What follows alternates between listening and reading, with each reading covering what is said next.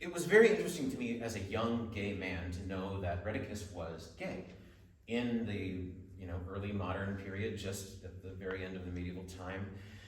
And knowing that gives a different context to the fact that he was on a mission to change the world.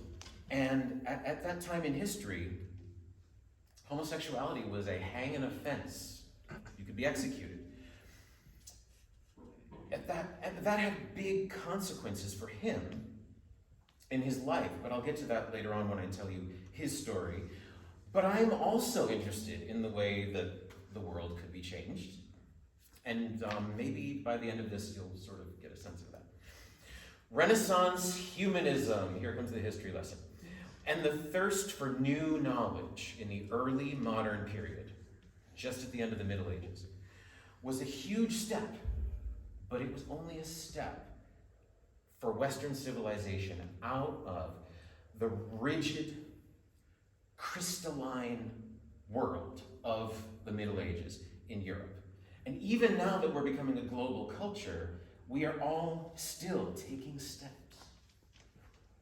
together, gradually emerging from our respective dark ages, as we continue to confront the disturbing reality that it's up to us. Everything is up to us.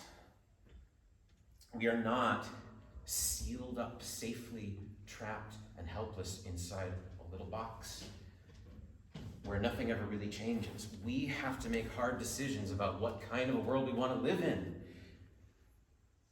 And the question of whether the future is a progression towards greater and greater harmony and wonder, or a progression towards hell on earth, comes down to our actions. It depends on the actions of human beings. Have you met human beings? It's terrifying. It kind of sucks, doesn't it? Like, to have that much responsibility. No, thank you. But something around the 15th century in Europe made it harder to stay in that box. And by the time Copernicus first allowed just whispers of his theory of the sun-centered universe to circulate through the universities in Germany, he was in Poland at the time, around. For some people, for some reason, staying in that box had become unbearable, apparently. I'm interested in the story of that time in history because I'm interested in what it is that makes people choose the safety and childlike bliss of one narrative that allows them to be off the hook. And on the other hand, what is this thing that seems almost inevitable, which sooner or later makes it unbearable to stay in that place? And what happens when you're at a crossroads and the narratives diverge? What are you going to do? Which way are you going to go? What happens when, for example, the news is fake news? Which one is it? Not just for me, but for us, this world that I have to live in with other people. Here's a little taste of the medieval world in which astrology and alchemy and the essences of things were people's practical sciences, pretty much. I'm quoting Arthur Koestler here. Each planet became associated with a day of the week, a metal, a color, a stone, a plant, defining their rank in the hierarchy of the eternally unchanging, unbreakable, great chain of being, which reached all the way from God's throne, all the way down to the meanest worm, and farther down through the four elements of inanimate nature and the earth, and deeper down into the depths of hell, down beneath, in the center of the earth, and at the very, very, very center of the earth is Lucifer, the bottom of the chain. So, the moral of that story is that really, according to the great chain of being, which is sort of the official doctrine right here, the medieval universe is not really an earth-centered universe, but a devil-centered universe. It makes you think. Now, I was talking about things that I read around the mid-2000s, and another one is this book by Arthur Koestler, The Sleepwalkers. He looks at the different ways that Western civilization has seen the cosmos, different models,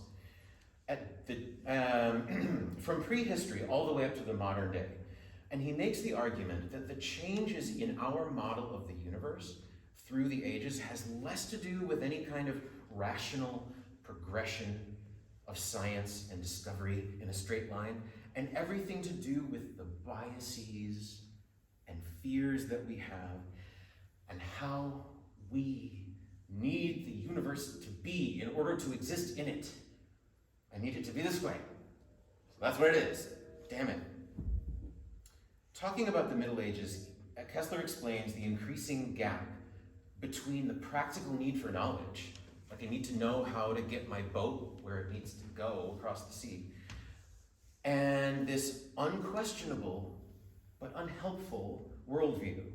He describes the doublethink, the need for a split mind that was demanded by this dogmatic system. I'm quoting, "A complete disregard for reality would make life impossible, and thus the split mind must evolve two different codes of thought for its two separate compartments, one conforming with theory, and the other to cope with facts. Into this totalitarian cosmos is born Rheticus, George Joachim Rheticus, in the town of Feldkirch in present-day Austria. As a boy, he saw his father, the respected town doctor, beheaded in the town square.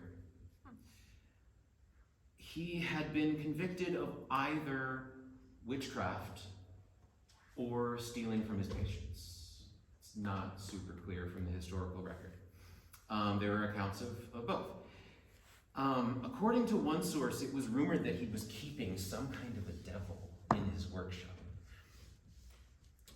One wonders which version of his father, the sorcerer or the petty con man, Rheticus chose to carry with him. As a bright young astronomer and mathematician doing his tour of the German universities, Rheticus joined with this brand new Reformation movement led by Martin Luther, which revised the Christian narrative of the Roman Catholic Church and delivered the first major blow to the foundations of the medieval world. What the church said was, controlling really everything, even up here. Again, we have two diverging interpretations of the truth. Later, as a professor of mathematics and astronomy at the University of Wittenberg, sort of the big university in Germany, and for most of his life, he paid his bills with the usual side gig for a learned astronomer, reading horoscopes. As a man on the cutting edge of rational inquiry, trying throughout his life to create a firm foundation for what would become our modern science today. Again, one can't help but wonder, did he really believe in astrology? Was his world really like magic in that way? Or was he just conning people to make a living? According to reports, throughout his life, Rheticus was pursued by terrors of the devil. For example, when he was sick and delirious with a fever, his desperate cries to Jesus to save him from the devil, like that's in the story. He was like, save me from the devil. Make it pretty clear that he clung to his faith in God as a lifeline. Yet I get this sense that fear belongs to a world that he's trying to move away from. Maybe desperately trying to move away from. But then Rheticus' story takes a complete left turn. So, convinced by the rumors of Copernicus' theory that the sun is at the center of the universe, he left everything behind at the height of his success and traveled across Europe, uninvited, to Catholic Poland, where Protestants were forbidden to go, to meet this mastermind and learn his great teachings. He was on a mission. He was seeking profit. What drove Rheticus to do all of this? What did he really believe in? So here's the crux of the story for me. The moment when the safe little box world ends. We all have to make a choice at crisis moments in our lives between safety and freedom. And I think the point of all this is that way deep down, this is a matter of life and death. Salvation and damnation. Regardless of what you believe, that's not really the point. No matter how far we progress away from the Dark Ages, we can't escape this one archetypal reality because it's part of the human condition. It's the fate of those, who have lived on the fruit of science, those who have eaten of the forbidden fruit of knowledge, that we are standing right in front of the pearly gates, waiting for the moment when they're going to open. And as we're standing there, we can feel the devil reaching up. And is he going to grab us? I'm talking about an immediate reality for humanity, for the way we choose to see the world, and choices that we make.